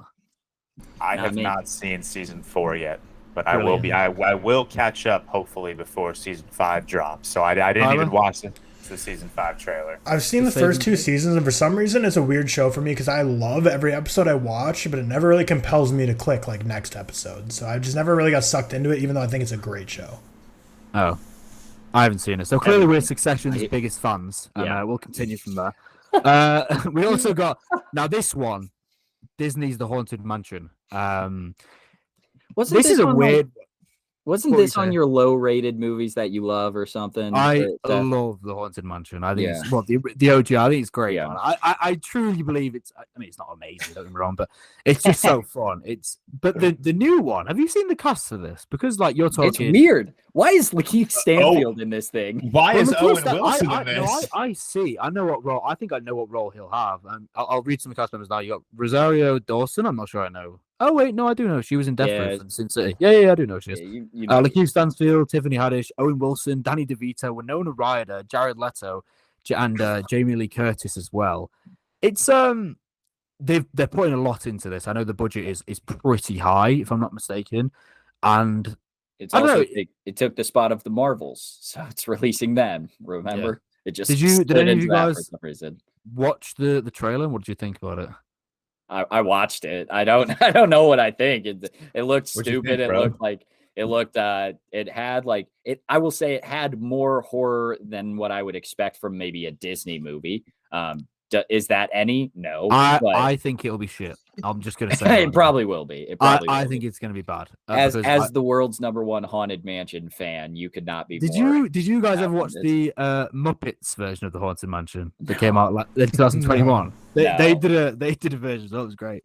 But yeah, we'll continue from there. Peter Pan and Wendy. There was quite a few tweets about this as well. Yeah, the most thing I've seen about this trailer is the world just looks really bland and just like meh and dull. Cam, what do you think? Just the same things. Why did Jude Law look like that? Yo, he looked so bad, man. It was people weird. Get on this, and I get it. I get the distaste for Disney. They're ruining cinema, whatever. People get on this as if they're like the biggest Peter Pan and Wendy fans in history. Like you have not watched anything Peter Pan, huh? Like with the Little Mermaid and stuff like that. Exactly. Like you have not watched Peter Pan and Wendy since you were 6. Shut the fuck up. Like you do not know anything about this universe, which it doesn't look good, but like people are losing it over this trailer. I don't know. It looks shit. I'll go like I'm not gonna lose my mind, but it does. I don't think we need to hop on this too much. We also got a trailer for George, Agent Elvis. We got another trailer for that. Did you watch it? Yeah, that came out a while ago. I put it in our run. I wrote that down in our rundown. But yeah, look, it's Matthew McConaughey playing Elvis, which I think is hysterical. And it's basically the premise is like Elvis abandons his life of music and turns to become like a secret agent trying to save America from some bad people. It's from the same studio that animated Into the Spider-Verse. Which and as I was watching the trailer, I was even like, wow, this like kind of looks like the trailer itself, like the visuals looked good. And then at the very end, it said like from the studio that brought you Into the Spider-Verse. And I was like, okay, that makes sense. And I think just hearing Matthew McConaughey is not even remotely trying to put on like an Elvis impression. He's literally just talking like Matthew McConaughey, which I think is incredible. So I'm like weirdly excited for this. Just when does it come out? I have no idea. Soon, I think. Especially because the trailer dropped like a month and a half ago, maybe. So I'd imagine maybe in the next. Was this not a new trailer? Because the Discussing Film stuff tweeted it as it was a new trailer like a few days ago. Maybe there was a second trailer. I think there was a second trailer. Or like a ninth trailer of it. Yeah, okay, then I might be wrong. Yeah, I did a reaction to it like a month and a half ago. I didn't see if the new trailer came out. But yeah, I don't know. It looks cool, I guess. We'll move on to some news. Like, just honestly, like I said to everyone before, there wasn't like a crazy amount of news this week, even on the nerd news side of things as well. We're going to movie news first. Just stop me if you want to speak on anything in particular. Jake Gyllenhaal footage at the UFC event for the new film Roadhouse, the remake. Roadhouse. Daddy Jakey G. Everyone's saying like I feel like I've seen all this film already. Like, well, they're on the start of it because I've seen everything. And Jake looks great, doesn't he? He looks phenomenal. Do you know what's so funny? He was doing. They did the press conference, like the weigh-in thing, as if it was a UFC event, and they did it the other night when it was on Friday. And it's so funny. Did you guys see the event when he like slaps him or he pretends to slap him? Yeah. And all the replies were like, "That is such a shit slap." It's like, do you know how film works? Like, that's not how it works. They're gonna make that look aggressive. Yeah, they're gonna make that slap look so aggressive. But it infuriates me how these actors can get shredded in like a month when I've been trying to do it for like 5 years. Yeah, they're sticking needles in their ass or something. That's it. Michael B. Jordan and Jonathan Majors plan on having many collaborations like Al Pacino and De Niro. kind of cool. The funny thing is, like, I've seen this tweet a bunch of times, is just Al Pacino and De Niro had three roles together. I was literally just about to say this. They didn't even do that many films. Which, hey, if I get 3 movies with these two handsome fellas together of Michael B. Jordan and Jonathan Majors, I'll be happy. But you don't immediately think of them as a duo. I would have gone with around the same era. Yeah, I would have gone with like Vince Chris Vaughn Evans Wilson. and Robert Downey Jr. Yeah, Vince Vaughn and Owen Wilson. Like they've done more movies. They've had to have. Or imagine if they said that. We want to be just like the Wedding Crashers. Yo, I would love a Michael B. Jordan Wedding Crashers movie with Jonathan Majors. Their photo shoot together though was so cute. I love it. So wholesome. Yeah, I love that one pic where like Jonathan Majors is like hugging Michael from behind, and I was like, it's just such a cute picture. Yeah. Can we take like group pictures like that one day? I would love to. People would like that. That's just the funny tweet of like the week is that they've been in 3 movies together. Literally, yeah. People see them as like a duo, but they're really not. Let's be honest. Creed is also projected to earn 50+ million in the opening weekend, which for a Creed movie is it 58.6 now? Yeah, it's significantly higher than obviously the previous 2, and a very, very big thing for sports movies, which not everyone's into. Hulu's Alien movie. Now, I'll be honest, I didn't actually know if we knew much about this already, but it begins production on the 9th of March. Why? I don't. Yeah. This is nothing. Cha-ching. Yeah. Is it though? Well, yeah, Hulu. How much money are you gonna make? Like how much did Prey make? You think? Probably quite. Actually, I don't know. Actually, I don't understand streaming. I'm sure they make a shit ton because you pay for it once and then you keep it for 12 months before you realize, oh shit, I still have this streaming service. But like, I don't understand their. I know what you mean. I don't understand how it works. Yeah. Like how they actually lose. And I don't plan on learning. So yeah, I don't really care enough. For people listening, we're not going into like detail on this movie because there's nothing to be said. There's no like plot details. There's nothing. The only thing we know is that it will be unconnected to previous movies. That doesn't make sense to me, but that's literally the only bit of news we know from this production of this movie. Yeah, it's just under the name. That's all it is. Next bit of news I'm really excited for. Aaron Taylor Johnson has been cast in Robert Eggers' Nosferatu. Obviously, I've watched the original. I'm really excited for it. I think this is a perfect Robert Eggers project, and I really, really like Aaron Taylor Johnson. I don't think does anyone have anything to add to this, or is it just happy with the casting? This seems like one of those movies where it's like a filmmaker's passion project. Like I feel like everything Robert Eggers has done has led him up to a Nosferatu movie. Yeah. And Aaron Taylor Johnson is obviously the fucking man. So yeah, for all the good Aaron Taylor Johnson is getting right now and all the hype, like he's like the big TikTok star right now, and he's cast in some great movies upcoming. His next movie is still Kraven the Hunter, the Spider-Man spinoff. I can't wait for that because I'm sure it'll be shit again, but it's so funny. Is that hold on? Maybe I think you probably know this. Is that MCU or is that Sony? Like, is that going to be a part of like the Venom verse? Yeah, it's Venom verse. Okay, all right. Venom and Morbius verse. Yeah, sick. That's so funny. That's his next movie, and apparently, remember the reports? He's like a vegan. Whatever. Move on. That's so funny. I can't wait. So absurd. I don't even know what that is. We'll continue. I actually wanted to put this in. Did you guys know? I said this on my story, and I got like a lot of people saying they didn't know. Did you guys know that obviously Michael B. Jordan got the star on the Hollywood, whatever it's called? Did they have to pay $50K for it? Did you know that? I think Tyler told us that this weekend. I this did week. I never someone did. Maybe. No, it was me. Probably me. You said it. No, I didn't know you had to until you said it. You have to pay to get your. You have to pay $50,000. I think if it goes a certain amount of blocks, which is what most of them do anyway, you have to pay $50,000. Yeah. Is that like? Does that get like? Is that donated to like a film community or is that? No. I think it's just for the construction. In the back pocket of Hollywood. It's crazy. No, that's not a joke either. Search it. It's crazy. Yeah. That's ridiculous. I might do a video on that. That feels like it'll do well. We'll continue. That's absolutely absurd. I know, crazy. And lastly, we've got some casting for obviously the Yorgos's next film, and Hunter Schafer has been cast in it alongside Emma Stone, Willem Dafoe, Jesse Plemons, Hong Chow, Margaret Qualley, don't know who that is, Mamadou Athie, and Joe Alwyn. in Yorgos Lanthimos, and that's quite a good cast. To be fair, I know he did some previous films that people have either loved or hated. George, did he do The Killing of the Sacred Deer? No, Yorgos? was that sure? Darren Aronofsky? Hold on. No. That wasn't Darren Aronofsky. I feel like it was. This is the sequel to his other movie, Or. Oh yeah. Is it? Oh yeah. He did joke? Killing a Sacred Deer. Like there's an and/or joke. Oh, I should have never. OR. Did he direct? Good job, Cam. I got it. Thank you guys. Thank Sorry, you. I'll be here I all didn't. week. I didn't hear the joke, but I didn't get it. I wasn't Okay. switched on. No, that's fine. Did he direct that, George? Yeah, he did. He did. Okay, that's interesting. Because I'll definitely be excited first because I really liked it. But Wow, Seth, do you want to? Sorry to completely cut this off. First bit of news from discussing film when I opened Twitter just now.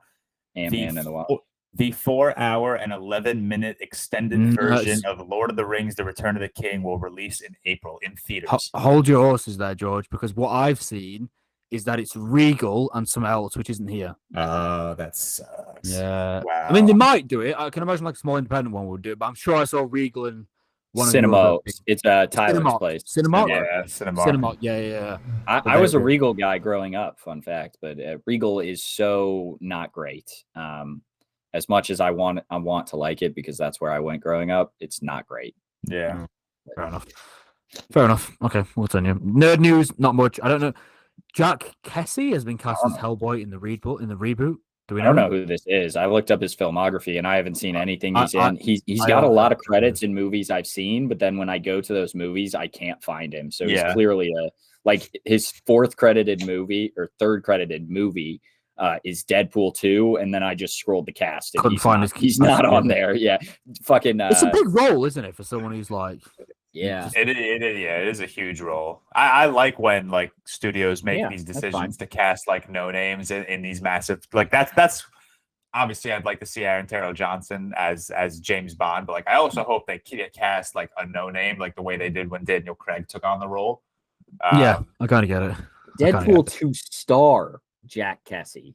When is he in this movie? I gotta like an extra or something. Yeah, just watch the whole movie. Watch the whole movie. Just watch it and find him. He's not on here. Fucking. I'm gonna find him. Oh, he's okay. Black Tom Cassidy is his character name. Yeah, I don't remember. You don't know him, Cam. You don't know this guy. All right, that's fine. Move on. Jeff Loveness, who I believe is going to be obviously directing or writing. Sorry, the event. The Kang Dynasty.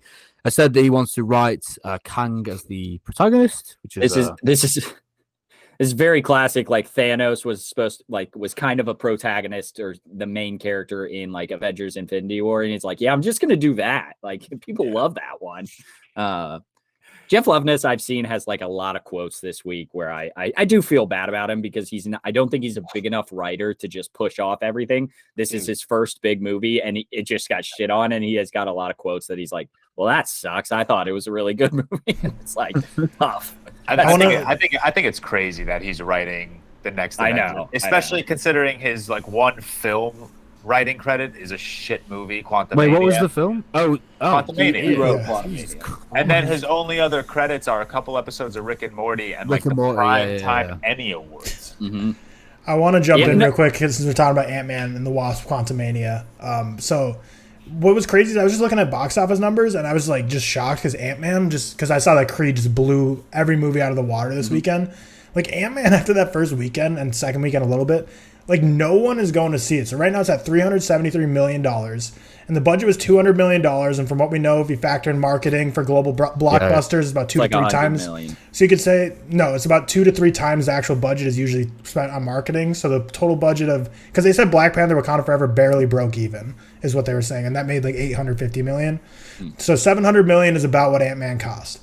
Domestic movie sales, studios get 60% of the revenue. International studios get 40%. So the total revenue right now for Ant-Man is $185 million.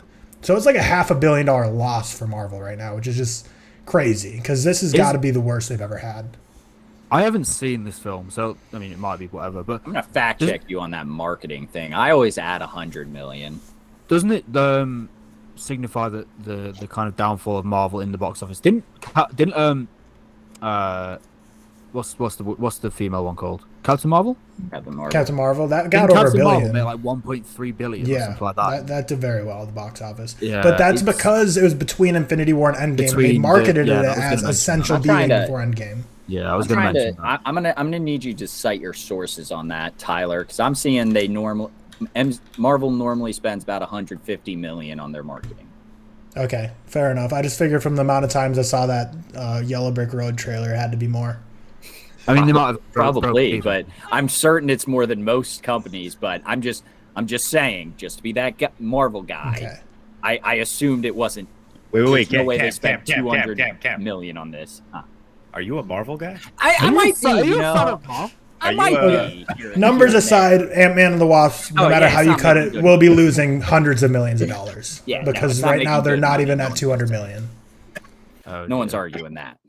Which is crazy because it's not going to cross it because there's like 7 tickets were sold this weekend. If you look at the box office, like no one's seeing it. It just came out that it made like 15 million this week, which is a 61% decrease week to week. It won't cross 400 million like at this When was rate. last? Really has it ever don't happened before in the MCU? Well, it has the lowest drops ever of any superhero movie. It has the lowest from first to second weekend for a superhero. Wow, that's because the movie sucked. Yeah, I agree. Whoa. Yeah. Sorry, Cam. I love Just came out.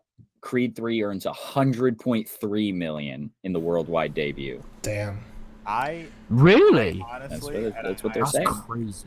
I wish I made 103 million every year. Yeah. Thanks for that input, Joe. Yeah, I'm just letting you guys know.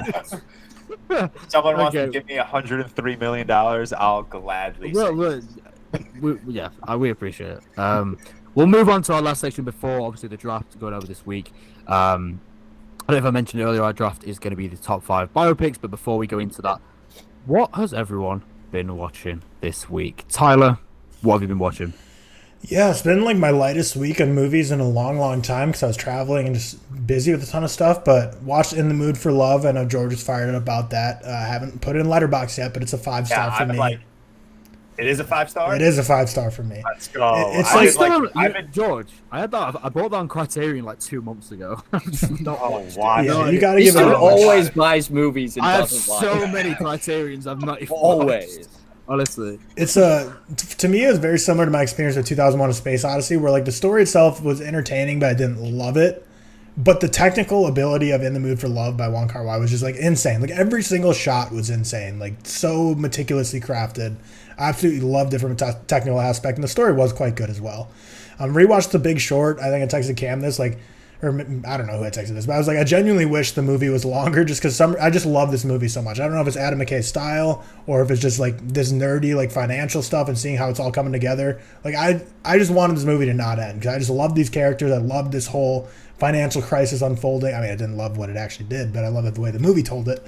Love the financial crisis. You fucking love it. I was fortunately like too young to have it hurt my pockets specifically because I think I was maybe working at like AMC at the time. I don't even know. Friday Night Lights, watched that on my flight since we talked about the other week. Just a solid football movie. I quite enjoy it. TV show also incredible, and a lot of great actors like Jesse Plemons, Fat Damon, Michael B. Jordan, like lots of great actors like that were younger in their come up stages were in that show. Then watched Burning, of course, which we'll be reviewing on real quick, and then also watched Airplane. That's really the only other thing I watched. What did you think of Airplane? Not for me, just not for me. What did you rate it? I gave it a 3-star. Just for every one joke I really enjoyed, there was like 3 I just hated. I feel like now you won't like it unless your dad brought you up on it when you were younger and you have like for sure. It's definitely for a different generation. Aged. I quite like it now because of the memories, but it's not aged that well. I gave it a 3.5, Tyler. It just I watched it the other day because it's on this poster board behind me. I don't love it. It's on the poster. Yeah. That's surprising. 100 greatest movies of all time. Everyone always calls it like one of the funniest of all time, which I can totally see because it's totally a different generation. But for me, it just never gives you any time to breathe. Like it's joke for an hour and a half. Yeah. And for me, you guys know I'm lesser on comedies than most of you guys. So for me, I need a solid plot, and the plot of this is just like a plane goes up, try to land it. Yeah. I'd rather watch Taken, Liam Neeson for a plane movie. God, yeah. George, what have you watched this week? It's been a big week of like rewatches for me. I obviously rewatched Creeds 1 and 2 again, I think it's a trilogy now that's worthy of being in the discussion for just like one of the best and most consistent trilogies we've had. I rewatched The Dark Knight, and then for some reason the next day I rewatched Batman Begins instead of The Dark Knight Rises. So I was watching that last night. I watched Burning, which we'll go into on this week's episode of Real Quick. And then Transformers and Inside. Inside, I was the Willem Dafoe movie I went to watch. What did you rate? I don't know if I saw your review, but I can't remember what you rated. I gave it a 3 out of 5. I thought there's only so much you can do with, one person in a room trying to escape this penthouse. And I think it just fell a little flat for me. I think Willem Dafoe was incredible. Truly incredible. Like, I don't know how this year is going to pan out, obviously, but I would love to see him get an Oscar nomination for this performance, because I really do think it's incredible. And I also think it's just very difficult to act by yourself in a room for 2 hours straight. Is it just him, though? Obviously, it's just him. For the first, and this isn't a spoiler, the first 5 minutes is when he's breaking into the penthouse to steal to steal all the artwork. Oh yeah. And he's the only other character is he's known as number 3. It's just the guy he's talking to on his little walkie-talkie. But after that, that's it. And then there's they're not flashbacks, they're like visions you'll see, and there's a couple other characters, but it's him for 95% of the movie. Interesting. Okay. So I enjoyed that, but yeah, other than that, rewatches, and I watched The Expendables because I was on a Sylvester Stallone kick.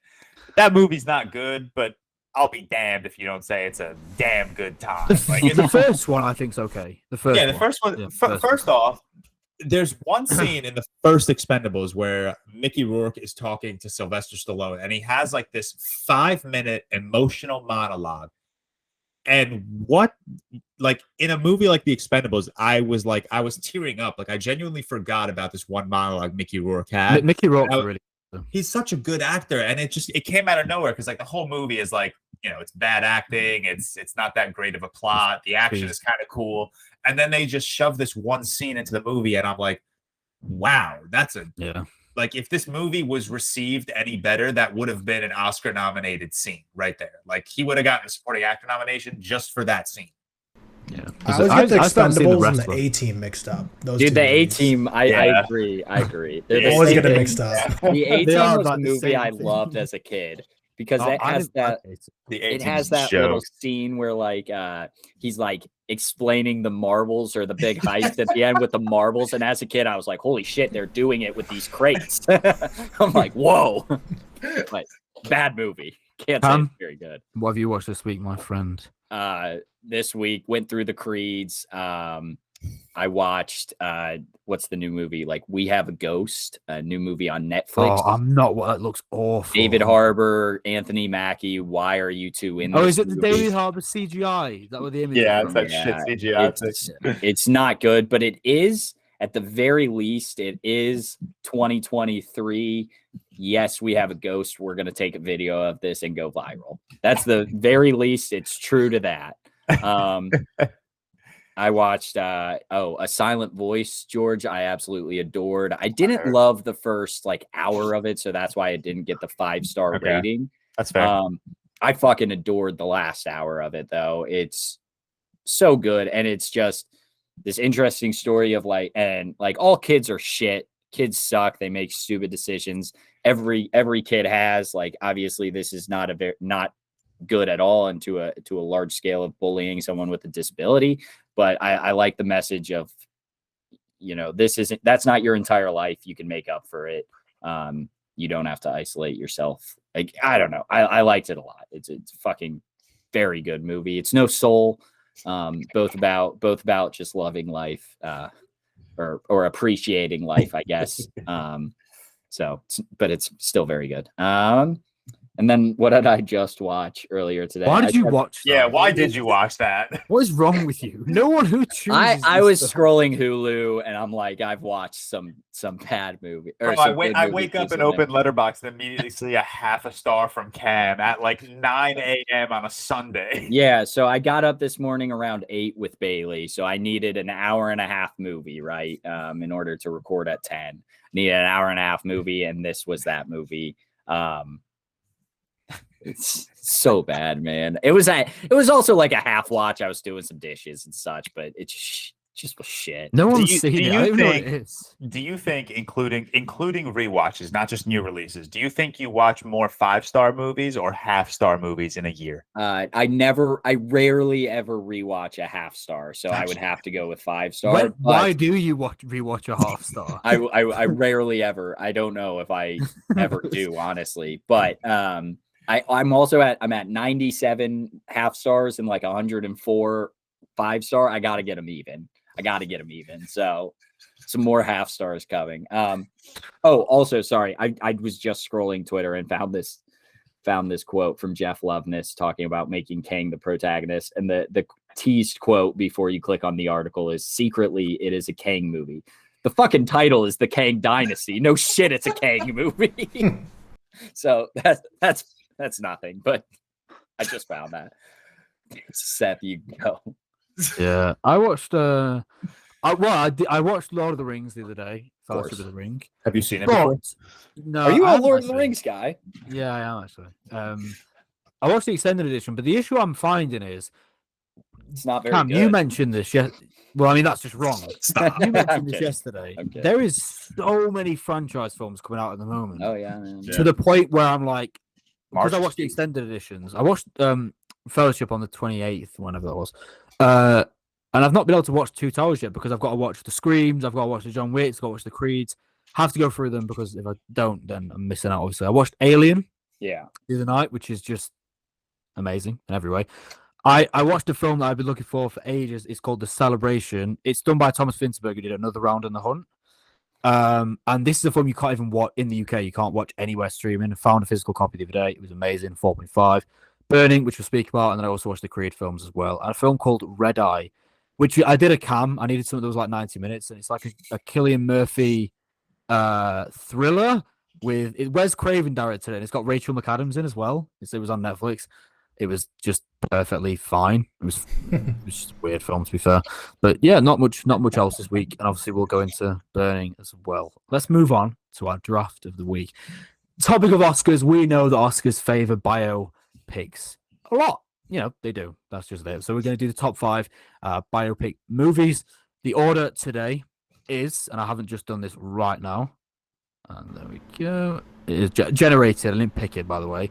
Tyler is first, George is second, I am third, and Cam is fourth. So Tyler, here's your first pick. Throw me off because the rundown had a second pick, so I was kind of hoping to play off that. The rundown. It's because that was the old one. I was gonna say, I looked at that. I was like, did it just? I guess it's randomly the same as last week. Oh man, first pick. This is just a curveball thrown my way to begin this draft. I feel like there's an obvious. Yeah, I think I know Tyler's too. If it's the one you're thinking of, I feel like I picked it in the first round of a draft in the past 3 drafts. So I'm gonna do something different. Yeah, we're getting the same things a lot. What, Cam? We should mention the Spider-Man Into the Spider-Verse rule. We can't keep manipulating that on. That is not a biopic, Cameron. No, I know that. I'm just saying, maybe not for this specific one, but we can't keep manipulating that movie onto the draft board. It can only be used for a Marvel draft or an animated movies draft from now on. It could be a biopic if someone got bit by a spider. I was about to get worried if you were about to argue that was a biopic for Miles Morales, but I'm going to go. I may have argued it for fun. For my first pick, I'm going to go with Schindler's List. Oh. Yeah, that was a first rounder, wasn't it? It was an easy first rounder. Yeah. I didn't think of that as a biopic, but yeah, you're right. What? Right. Oscar Schindler's Life. Of course it's a biopic. I don't know, man. I told you I only think of musical biopics. Oscar Schindler confirmed not a musician. Not a musician. Yeah. George. I have a selection to make because there's I do, and I'm gonna go with Goodfellas. Yeah, I mean I think that's the obvious. Yeah. Henry Hill. Cam, was that another one you weren't even thinking? Or we'll get to it, I'm sure. I actually, this isn't pandering because this is a 5 out of 5 for me, but I think this will get votes. The Social Network. Fuck you. That is what I thought Tyler was going to pick. Yeah. Oh, yeah. I've just always been I picked that every single time. Yeah, that is what I thought Tyler was going for. Once it got past Tyler and George. People are going to look at this first round and not know. Surely. This is a weird. I like it. We're throwing a curveball to the audience. I like because people only vote. We're throwing some curveballs here. Yeah. I'm gonna go. I mean, it's not even like a pander. This is just what I don't actually know if it's pander. Fuck it. I'm going with The Big Short. I didn't 2008 Housing Crisis. I had a feeling you were going to take it with one of your first two picks. I like that pick. It's on my list. I like that pick. And then I'm going to go with 12 Years a Slave. Yep. That's up there for me. I haven't watched it in a long while. I haven't seen it. It's a good movie. Yeah, I need to watch it. Very good movie. I'm hoping you don't pick one thing. I don't know if I will. I don't know if I will, George. I don't know if we're thinking of the same movie. I don't know if we are. I'm gonna go with The Pianist. Okay, we're not thinking of the same movie. Okay, that's a. How do you pronounce the name of the guy who that's a biopic of? I have Władysław Spielman. Is that about right? Władysław Spielman. Yeah, there you go. I don't know. I'm gonna take The Wolf of Wall Street. Oh, I wasn't gonna pick that.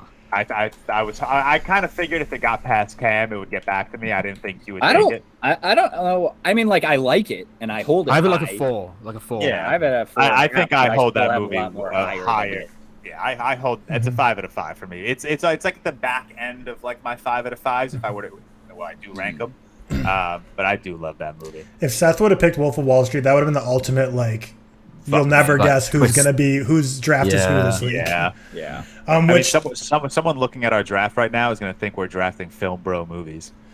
Yeah. Well, is this what I want to do next? Yeah. So to continue the theme of just throwing the audience off, I'm picking Raging Bull. Jake. Yeah, that was mine. Which hand up, huge omission from last week's draft of best animal name movies. Yeah. Huge omission. Same with Lady Bird. Just that's tough. No, but Lady Bird. Lady's 2 words in the thing, isn't it? It's two words. Lady space Lady Bird. Oh yeah. A bird is a fucking animal. If I got to argue this, we have bigger issues. We got bigger issues, man. Sorry. I'm split between a couple here. Yeah. But I'm gonna go with another Spielberg. Catch Me If You Can. Yeah, that's interesting. Okay. I enjoy that movie a lot. I'm not happy you took that because like that was my next like obvious pick. Now we can go all over the place. There are so many that I still have that I. I'm not going to be upset if I like don't take something. I think I'm going to take my favorite movie that remains on this list, and that's The Fighter. Nice. Oh, I didn't even think of that. To be fair. Yeah, that's my favorite that remains. Is it? Yeah, maybe. Is that a biopic? I didn't actually know. It's a biographical sports drama. Yeah. Yeah. Okay. Yeah. I didn't even know Mickey Ward was real. Yeah, Mickey Ward, Dickie Eklund. Sure. Cool. Okay. I'm gonna go one that I don't know if will get chosen. It's the film with a lot of great suits, and that is Casino. Nice. They didn't even have that on my list. That's a good. I actually forgot it was a biopic, but I just remember. There's so many movies. Like on my list, there are so many movies that popped up. Basically, any true story you can. Any based on true story. It doesn't matter how loosely based it is. It still counts, doesn't it? Mm-hmm. Yeah. So it's me. I'm gonna go with Straight Outta Compton. I really like Straight Outta Compton. Yeah, I really do too. Again, it's a movie I haven't seen in a long while, but I fucking really like it. And then a movie I also really adore, and I'm going the musical route for these 2 picks is Rocket Man. I fucking love Rocket Man. Yeah, I really thought Straight Outta Compton would get back to me for like a 5th round pick. Fuck. No. I have a lot more that I want to pick for a 5th round, and I'm upset I only have 1 pick. Can we make this a 10-round draft? We'll have a lot of honorable mentions. Yeah, we'll have a ton of honorable mentions. Seth. I think this would be a shame to go amiss, and that is a film that is very important. That is Malcolm X. Mm-hmm. Good pick. Mm-hmm. Great film. Who is that? Is that Denzel? Yeah, Spike Lee is Denzel. It is.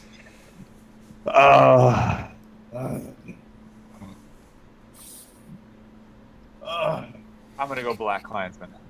Okay. Nice. I like that a lot. I'm like between so many movies. I mean, right now. yeah. A lot of modern picks coming off the board. Yeah, there are some good movies there. There's so many movies that I'm just like my last pick is gonna be a tough one, depending on who Tyler takes next. Yeah, so I get back-to-back picks now to finish off my draft. I'm gonna go Moneyball. fuck? That's a bite. Yeah, it is. It's literally Billy Beans. I know. And then we'll end it off with Braveheart. I feel like that had to be drafted. William Wallace. Yeah, that is interesting. Braveheart. That was literally going to be my next. Well, I've seen it before, but I watched it again. Like 2 weeks ago. I know you rewatched it. Yeah, Shite. I haven't seen that in years. Shite in my mouth. That was going to be my next pick. I'm going to stay true to myself and just go with my next highest rated on my list. You know, maybe it's not a pander pick because it is my next highest rated on my list, and that is Damien Chazelle's First Man. Yep, good pick. Yeah, fair enough. There are a lot, damn it, that I want. So many honorable mentions. I know. I'm definitely going to get my 5th pick, so I won't go for that yet. I'm going to go for Dallas Buyers Club. This is your 5th pick. Is it? Yes. But it's like, you got the DBC, Ronald Woodruff. Wait, is it? Yeah, Social Network, Giannis, Casino, Malcolm X. Fuck. And the DBC. I'll stick with Dallas Buyers Club. I've said it now. I mean, I'll give you a redo if you want. No, I like Dallas Buyers Club. Unless it's what I want. Last pick of the draft. I know, and there's so many, man. There's so many, and I don't know if any of the ones I truly want are vote picks by any means. So I don't know if it's worth taking one. But I'm gonna go with Steve Jobs, Michael Fassbender, and the biggest snub of all time. Not actually, but you sure you don't want the Ashton Kutcher Jobs? No, that movie's ass. Cam, am I wrong to think that you love Hacksaw Ridge? Yes. That's a biopic. It is. I could have sworn you loved that movie. No, you're wrong to assume I love it. You're right to assume I like it. Okay. I don't know why. I expected that. I don't know if I have it rated. I have it. I have it 4. 4. I'd throw it around like an 85, 86. I have it at 4.5. I don't know why. I could have sworn you loved that movie. All the movies I picked, I have are 4.5 or higher, or 90 or higher for me. Yeah. Not picking Lawrence of Arabia is going to have a. That was number one on every list. Specific group of moviegoers on Twitter. I don't think it's like. I'll be honest. I don't love it. I actually like all 5 I picked over Lawrence of Arabia. It's too fucking long, man. Yeah, I don't. It's good, but I need to rewatch it. But I really actually do like Amadeus and that one undrafted. I haven't seen Amadeus, and I think I'd love. One that I was gonna pick, which seems to be on every draft of mine, which is why I didn't, was The Elephant Man. Yeah, I seem to be picking that a lot recently, and that is a 5 out of 5 for me. But I've picked it so many times. Judas and the Black Messiah was incredible from 2020. Judas and the Black Messiah, yeah, interesting. Oh yeah, no, I didn't even have that.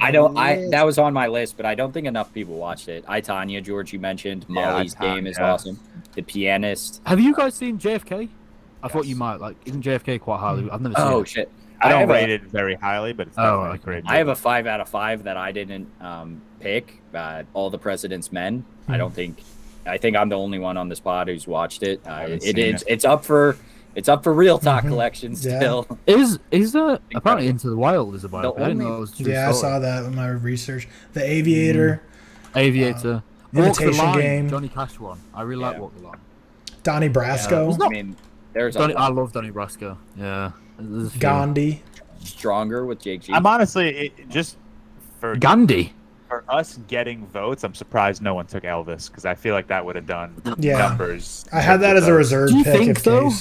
Yeah, I do think. Yeah, I think recency bias is a powerful tool in terms of these drafts. In terms of voting, maybe. Yeah, but people only go on the first round anyway. Yeah. Did anyone say Lincoln? Daniel Day-Lewis is Lincoln? I haven't seen that. The Theory of Everything. I don't know if I heard that. Aaron Brockovich. Oh yeah, that's a very good biopic. But George, American Gangster. Yeah, it's a biopic. It's a biopic, isn't it? Yeah, it's on my list. I think George really likes this movie, The Trial of Chicago 7. That is a very good movie. That's a good movie. That's a good movie. King Richard, I still enjoy. I know it's kind of. I really like it. No, I like it. I really like it. I know it's kind of tainted because Will Smith slaps Chris Rock before, but I've never held that against the movie. I've never. Not against the movie. I just think. Yeah. No, I got you. Coach Carter. That would have got. Is that a biopic? That was a true story. I don't think that's a true story. Remember the Titans is a biopic. I'm seeing Coach Carter. Remember the Titans biopic. We could have done like our entire remember the sports movie draft other than like the Rocky and Creeds. Coach Carter is a biopic. Confirmed. Underrated, incredible movie that's not talked about enough is The Disaster Artist. Making Is that the one on Tommy Wiseau? Yeah, the Making of the Room. Yeah. So fucking funny, man. Yeah. Hilarious. I don't know. There's plenty more I could mention, but who cares? Well, we'll end it there either way. Let's recap the draft. Oh yeah, recap the draft. My bad. Tyler with the first pick. Jeez, sorry, I just dropped everything in my line of arm. Tyler with the first pick got Schindler's List, Raging Bull, Catch Me If You Can, Moneyball, and Braveheart. Myself at 2, I'm George, Movies and Stuff 14, Goodfellas, The Wolf of Wall Street, The Fighter, Black Klansman, and First Man. Seth, Film Reviews, The Social Network, The Pianist, Casino, Malcolm X, and Dallas Buyers Club. And Cam, The Big Short, 12 Years a Slave, Straight Outta Compton, Rocket Man, and Steve Jobs, not the Ashton Kutcher one. If I were, well, no, that's just Jobs, and I hope it doesn't get mistaken. Right, that's just Jobs. I will make sure. I were picking. I will make sure I put a picture of Michael Fassbender. Better. Perfect. I cannot have Jobs on my list. That'll ruin everything. Obviously, as usual, go over to Twitter to vote on the draft as to who you think won. Shout out to all the patrons. Again, please check out all the patron tiers. We have so many benefits on offer. It's in our beacons. Just did a draft with the patron. Just did a draft with the patron yesterday. We had Blake on for a draft. Yeah, it was great. And that's going to be coming out as well this week. Letterboxd plug.